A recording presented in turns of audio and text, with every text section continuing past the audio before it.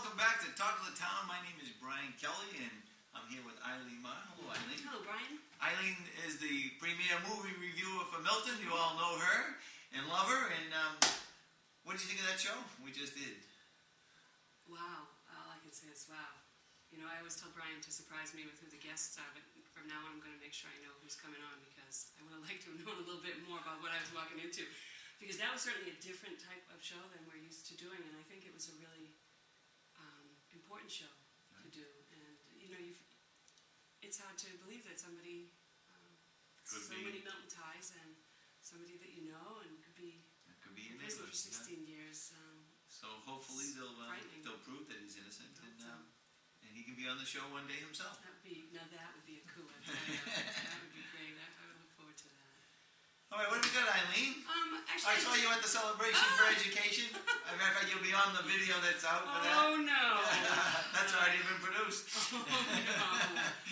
Did you win that item you were bidding on? You know, Tom and I went a little crazy this year. We got the most beautiful wreath that we're going to put up. And we got we won the Boosters sweatshirt, the Boosters thing, so we're going to get a nice Tiger sweatshirt. Paw or something. What is, the Tiger Paw. It's not a Tiger Paw. Well, Wildcat. Wildcat. Yeah. What else did we get? We got a ton of stuff. It was like we had to back the van up to the door to load it all in. There's a depression out there. What's with this? I don't know. That's what happens when they serve all that champagne before, you know. The champagne was free. The items you bid on weren't. You know, I think they were smart. I think they kept the silent auction going a little bit later into the evening, and that, of course, allows people to consume a wee bit more alcohol. And, you know, we bid on lots of really good things, and we got a whole bunch of really good things. We bid and we won. You're a winner. Wow, I know. But I'm glad. It was, you know, and I loved the theme this year, the casino night. I liked that there wasn't a sit-down dinner. It gave people, I think, more of a chance to connect with maybe friends from Milton that they don't get to see a lot, and you just were on your feet, and you mingled and you mixed, and the dinner, luckily we made it just under the gun. Is it a Christmas song about mixing and mingle? Mixing and Christmas, rocking around the Christmas tree, maybe. I don't know. Yeah, it might be. You know, Tom and I are very lucky. I wish that they had maybe just made an announcement. I know that, you know, they gave you a whole bunch of stuff, and they said dinner was 7 to 9:30 or something, but we didn't read through our thing. You didn't eat? And luckily we got hungry and we ran over to the table, and they were picking up the plates off the table. Like, give me that plate back, I gotta eat. You know? And the food was great. The ambiance was great. Everything was great. It was a lot of fun, and I hope that they'll try that again Did this you year. play bingo? You know, I did play bingo, and that was a blast. You didn't win. I saw the video because I saw the winner. I did not win bingo. That was fun. Was it John Phelan funny? Mr. Phelan and Mr. Jet were the best bingo callers I've ever seen. It was lots of fun. So if you missed it... This is bingo down. This way. Yeah, I'm telling you, if you missed it this year, make sure you get your tickets early next year. I don't know, did they sell out this year? I mean, it was a huge crowd. It was great, though. So make sure you go next year. And I think, from what I read in the Milton Times, something around $200,000 was raised. Well, I hope so. And I was wondering remember how each year they tend to have a theme? All right, this one is going to the principals. I thought that was a great idea, to give the principals... so they go on vacation. No, the principals are distributed for the school. Yeah. Sorry. Okay, so we're going to talk about a lot of things. I did get to see quite a few DVDs. It's been a while again since our last show, a couple of movies. And I'm going to start off with things that I've seen in the theaters recently. I'm going to do 2 kids' movies first. And the first one is called Madagascar, Escape to Africa. I saw the trailer.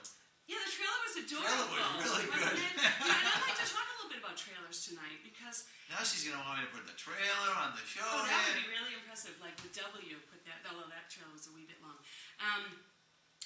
A couple of movies that I saw this week that I'll talk about. I saw one specifically because I thought the trailer looked so good.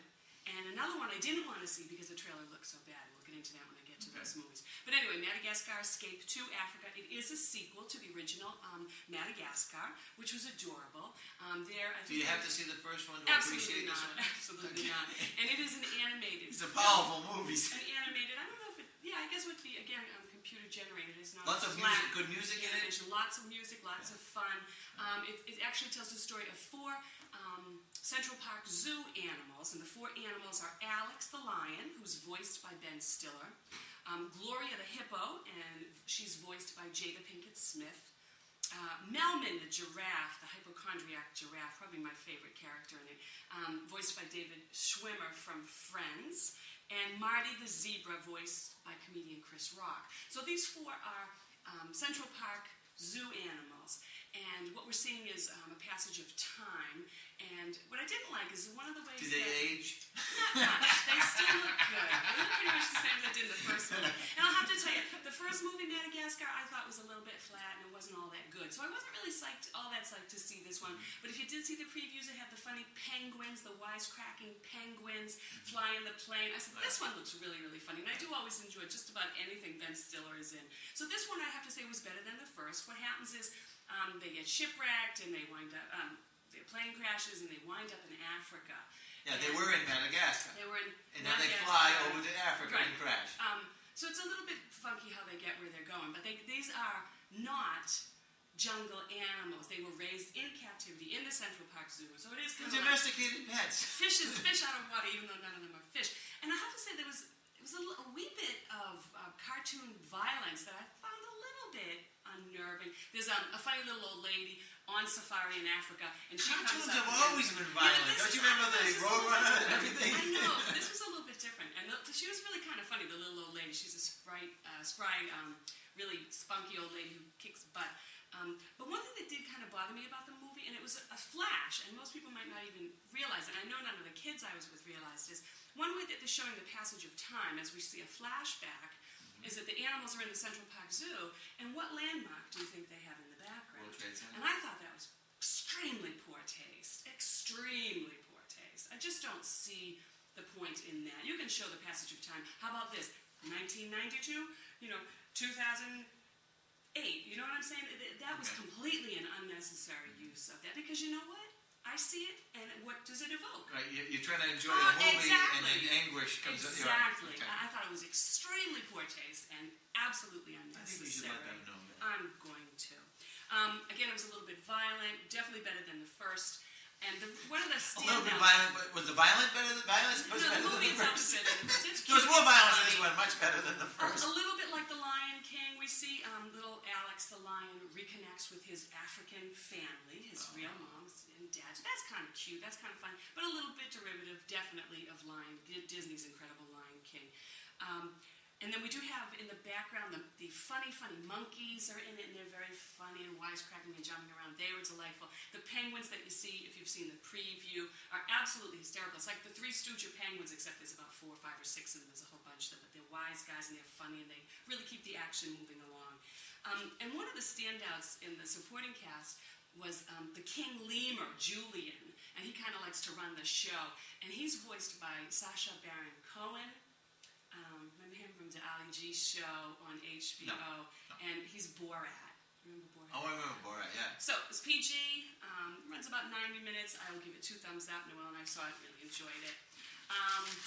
And it is out in the theater still, so hopefully in the next couple of weeks with Christmas coming up, you can go out and enjoy a little quiet time at the movies with your kids. The second children's movie that, I shouldn't call it a children's movie, the second animated, and this was... If you're an adult and like animated movies, it's fine. It is fine, because you know what, I have to say, I was just thinking, the end of the year, what was my favorite movie of the past year, and I'll have to say, hands down, it was an animated film, came out this summer. What was it, Brian? Do you know what it was? Last summer? It was WALL-E, and that was probably I haven't seen WALL-E yet. I was supposed to go with the It's out on governor. DVD. Didn't the governor say he'd take me to that? He did, I didn't Make get sure a call. he keeps those promises. Governor, if you're watching, I'm still waiting to go see WALL-E. Even better, it's on DVD. Governor Patrick can have us both over for popcorn and a movie to watch. Do you think he has a theater room in his house? Yeah, I bet he does. I bet he has that big screen TV with the Bose sound system. Anyway, let me get back to what I'm going to be talking about.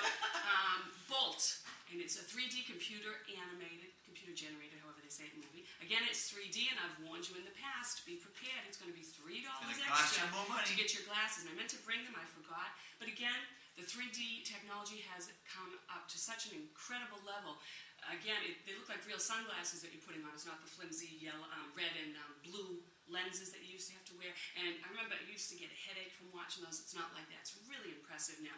Although, I watched it and I said... Now, can you watch a 3D movie without the glasses? Not in the theaters anyway. I don't know what will happen. I don't know what's going to happen. We watched the 3D movie at home the other day, and we didn't have the glasses. Yeah, Journey to the Center of the Earth. Oh, without the glasses. Without the glasses, yeah. So yeah, you could tell the scenes that... Could you... Did it come with glasses, though, that you were supposed to wear? The DVD? Yeah. Not that I know of. I didn't rent it. Of course it did. You rented it. Yeah. Okay.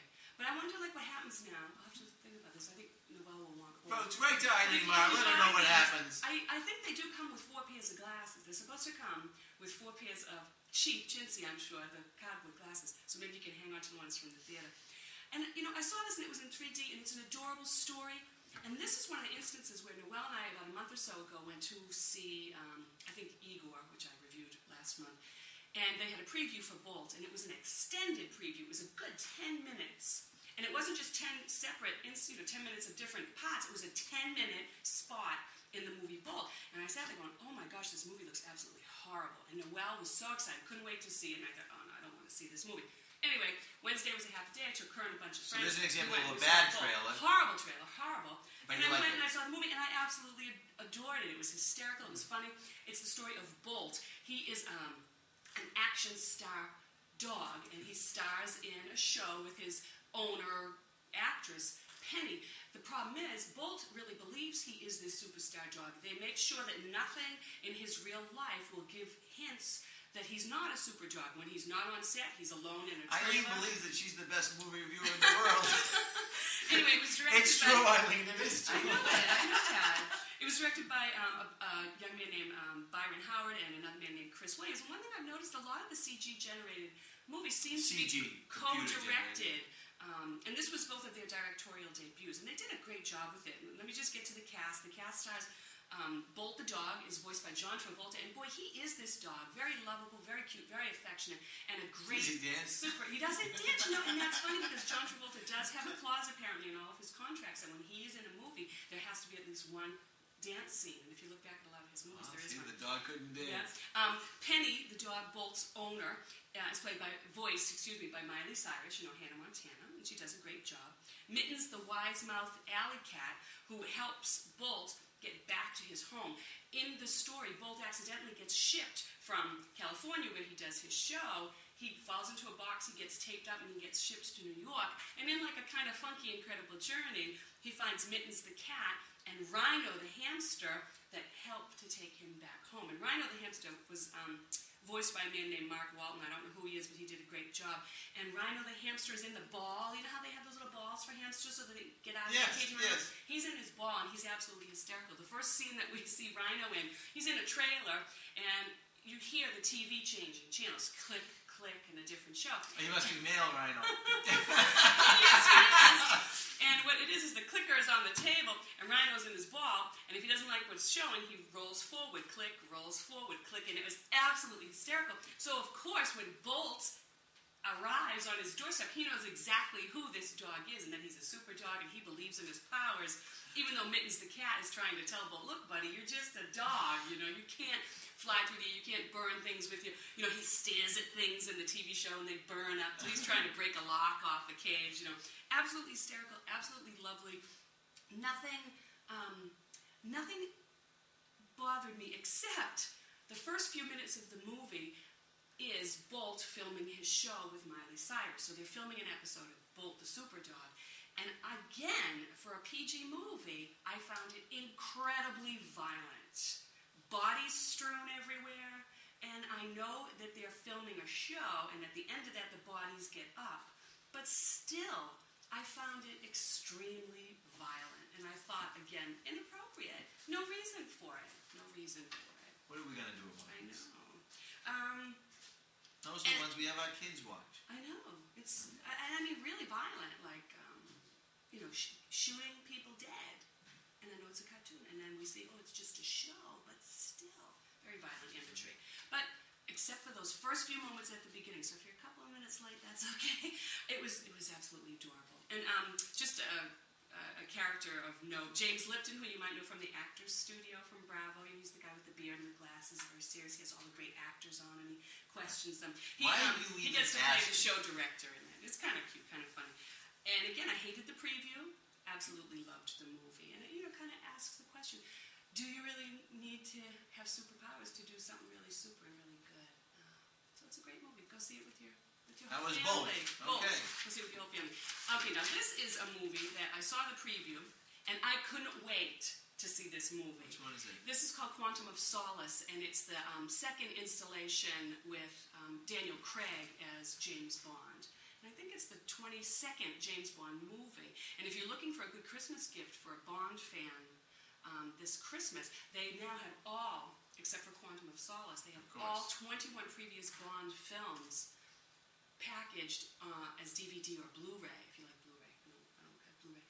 But that's a really great gift to somebody that likes Bond. So, from when Casino Royale ended, and that was the last James Bond film, the first one starring Daniel Craig, from the second that ended till I started seeing these previews, I was like, I cannot wait for the next James Bond. If you got to see Casino Royale, it was incredible. Incredible action scenes, incredible dialogue, incredible romance. Just everything about Casino Royale was incredible. So when I heard Quantum of Solace was being made and I went and I saw the preview was impressive. I said, I can't wait to see it. Well, something tells me I she hated didn't like it. It stunk. It was awful. PG-13. No, how do you really feel about it? It was the shortest Bond ever made. It was like an hour and 40 minutes. And it could have been an hour shorter, and it still would have been way too much.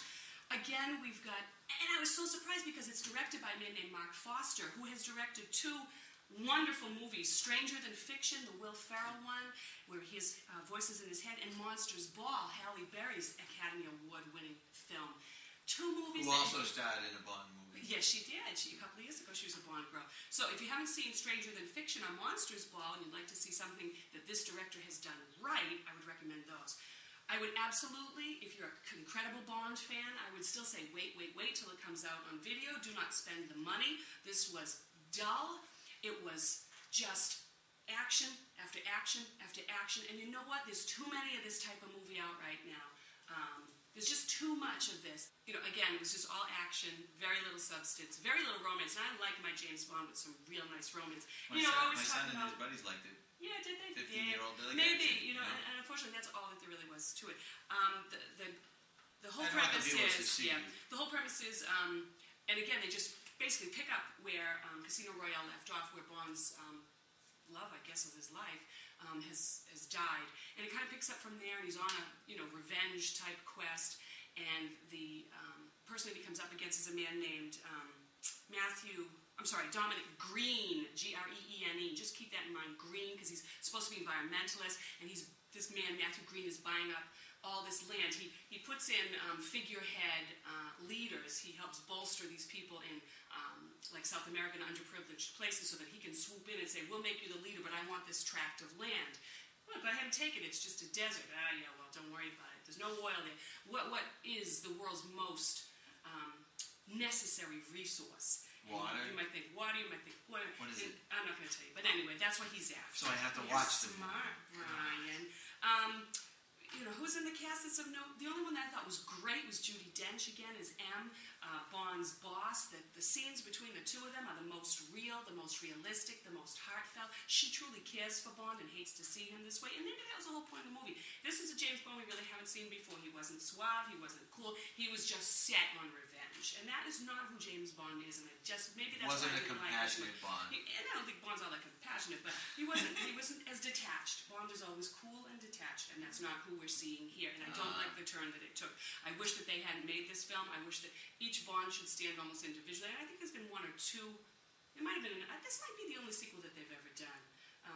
The theme song was by Jack White, and I usually like the White Stripes and Alicia Keys, and the theme song is really weird. I didn't like it. The Bond girls, Gemma Atherton, played Strawberry Fields. She was an agent there. She had practically no screen time at all. And Olga Kurylenko plays Camille, somebody else who's trying to help Bond. And again, very little romance, very little of note. So I wouldn't even recommend you go see it. If you want to see it, I'd wait. 2 thumbs down. I'd wait to see it on DVD. Another movie I was very disappointed in, Changling. And it's based on a true story. Changling. Based on a true story, Los Angeles, late 1920s, where a young single mother's son disappears while she's at work. The police, months later, bring a boy to her and say, here you go, we found your son. And she's like, this isn't my son. The police then say she's crazy, let's get her in a mental institution. It was directed by Clint Eastwood, who, love him or hate him.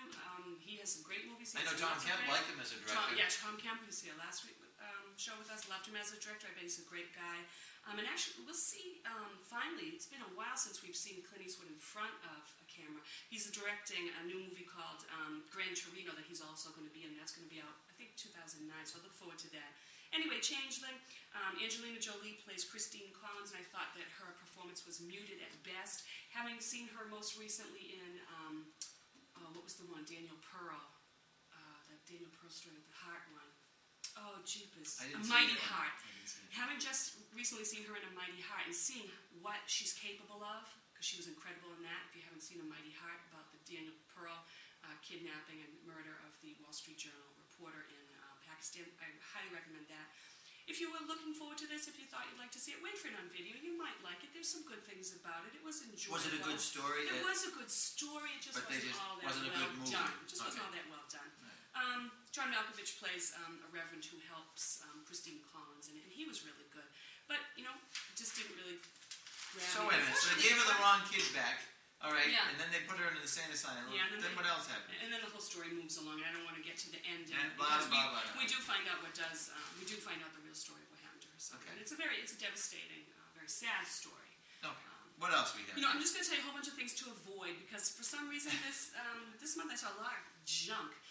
Forgetting Sarah Marshall. I love Judd Apatow. Should we forget it? Forget it. Forget Sarah Marshall. I would have renamed it Meeting Mr. Johnson because, boy, frontal male nudity has become a big deal in theaters all of a sudden. Not here on Talk of the Town. I'm telling you, that it's rated R, and we do see quite a few shots of Jason Segel plays Peter Excuse Brenner. Me? Yeah, we see all of Peter Brenner.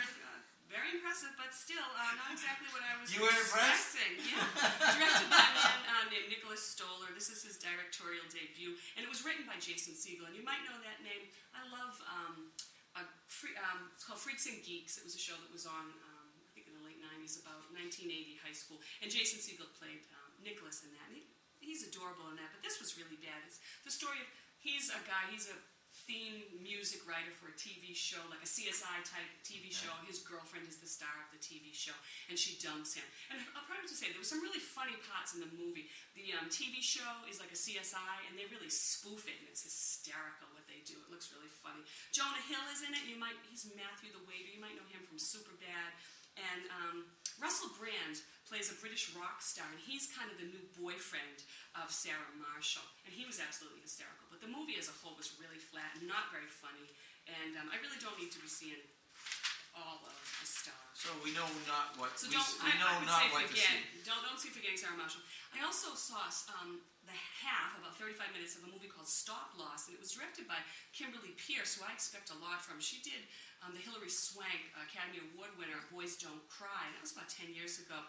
And this was about the Iraq War and what happens when these young men, they didn't deal with any of the women, young men come back home and they're full of angst and rage.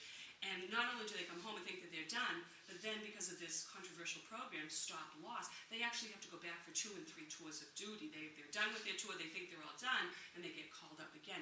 And I was really looking forward to this, and I'll have to say, I only could get through about 40 minutes of it. It was so poorly done. Very, very cliche. I mean, you feel like you've seen all these characters before. You've seen the battle scenes before. I just felt it was really poorly done, and I'm sorry to say that because I really like Kimberly Pierce. I'm a big fan of female directors, especially a female director doing a war subject film. I thought, oh, I'm looking forward to this, and I hate to say that I just couldn't get through it. A couple that I did like on video, P.S. I Love You, starring Hilary Swank as Holly, Gerard Butler as Jerry, a young couple living together in New York. Oh, we only have a couple minutes. Really cute story, kind of sad. Her husband dies from a disease, and over the course of like the next year, she gets packages and letters from him. He knew he was dying, and you know what? And he set this up. Yeah, he set this up ahead of time with a very close friend. I won't say who it was because that's kind of a surprise at the end. And just how going out with the friend later. No. Oh. And that's one thing I thought they did right. Harry Connick Jr. plays a bartender in the movie, and Hilary Swank, who plays Holly, her mom, Kathy Bates, owns a pub, a bar, and Harry Connick Jr., who I love, is a bartender, and he and Holly get to be friends after the death of her husband, but they don't take it to ridiculous heights, although I thought that the ending between the two of them was very disappointing. But it was a really nice movie. I loved the fact that they didn't dwell on his death. We do not see deathbed scenes between, and I thought that was really great, because sometimes they milk that. So P.S. I Love You, if you like a nice romance, and there was some comedy in it, and Hilary Swank is great. I don't think I've ever seen her in anything that I haven't liked, although I didn't really care for $1 Million Baby. She was great in it. So that's one to rent, P.S. I Love You. The next one is The Bank Job, and it's based on a true story of what's called the the Baker Street bank robbery in London from 1971. A true story. Wasn't that the other? Didn't we have one? Wait, well, I think that's the one I saw. You Oh, just you seeing see it that now? job? I saw that a long Oh, time it was ago. good, wasn't it? I saw it on DVD. Is that the one where they dug out underneath? Yeah, it was great. Jason Statham, who you'll know from the Transporter movies. The Transporter 3's coming out now. Is this the one where they tortured the guy? Oh yeah, this is actually it's PG-13. I kind of thought A little it should have violent, been rated yeah. R. It's very funny. It's Funny, there's torture, lots of funny. different characters intertwined. It focuses on safety deposit boxes in this well-known London bank, and everybody involved has something secret hidden in these safety deposit boxes. And everybody thinks, oh my God, these people broke in to steal my stuff. Yeah. To steal my stuff. No, to steal And my others are going to know about what I've been doing. It's great. great. Like, oh, yeah. Great fun. And another movie I really Great loved. fun. And that was a true story? That was a true story called The Bank Job. I really, really enjoyed that. And another one I really enjoyed, Vantage Point. It's PG-13. Dennis Quaid stars as a Secret Service agent who's just coming back to work after having taken a bullet for the president. And they're in Spain for a big summit, and the president gets shot. Oh, I saw that. And we see all different people's viewpoints as to what's going on, what happened. So it was like what one caused 60-second it. scene It was over awesome. and over and over. And I thought, I'd seen the previews, and I thought, oh, that's going to be so horribly boring. And I really enjoyed it. It's a quick movie. It's I think just under an hour and a half. Action keeps moving. Characters are great. Dennis Quaid has very few words spoken in this movie, but boy, he's a great presence every time he's on screen. John Hurt plays the president. He's great in it. Sigourney Weaver has a small role as a TV news producer. Forrest Whitaker, again. Everybody has like a smaller role. And no aliens. No aliens. No, so that's Sigourney. really good. No aliens for Sigourney. So there's a whole bunch there. Good ones on DVD. Vantage Point, The Bank Job, P.S. I Love You. Completely. All right, hold on. You didn't talk about. Okay, you got to mention this one, yeah. Christmas movies at rave. No, before you go to Christmas movie. What? The rave of the teenage girls, Oh Twilight. gosh, Twilight. What? Did you see it? Brian, I like to know what's going on in culture. So when it got popular, I did read the first 2 books, and I have to tell you, I couldn't read any more after that. It took everything in me to finish the first 2. So no, I won't be seeing that movie because My daughter read all the books. Yeah. Loved them. I think that's who it's Her for. friends all loved them. You know who I think? And she went to see it for the second time. Yeah. And I went with her, and her brother went, and it was entertaining. Yeah. It's different, but it was entertaining. I mean, it does star what's his name there, Cedric Diggory from Pattinson, Robert Pattinson from Harry Potter, who is extremely attractive. But I've seen the previews, I've seen the posters, and I just look at it and I roll my eyes. I think this movie will be wonderful for tweens, young teenagers, and then maybe some frustrated She said she older women. liked the book better, obviously. She said she liked the book better. We're going over time. Oh, hey, Christmas, what are you going to do? real quick. Christmas movies at Randall. They know them. They saw them last year. They have different ones. If you go 10 a.m. on Saturday morning, starting tomorrow, so you won't get this, bring a food bank donation and you get in free. Tomorrow, well, you're not going to know, but it's a wonderful life. December 6th, Home Alone. December 13th, The Grinch with Jim Carrey. And December 20th, Irving Berlin's White Christmas. So there you go. Bring a box of pasta, peanut butter, or something. You can go. We're going way over time. All right. Well, say goodbye to the people. Bye, people. I'm going to go see cheer Australia. up. I want to go see Australia this weekend. That looks I want to go to Australia myself. Yeah. Hey, thank you for watching Toy of the Town. Have a wonderful holiday if we don't have another show by then. Oh, yeah, we will. Oh, we will? Okay, whatever. Thank you. Bye. Bye-bye.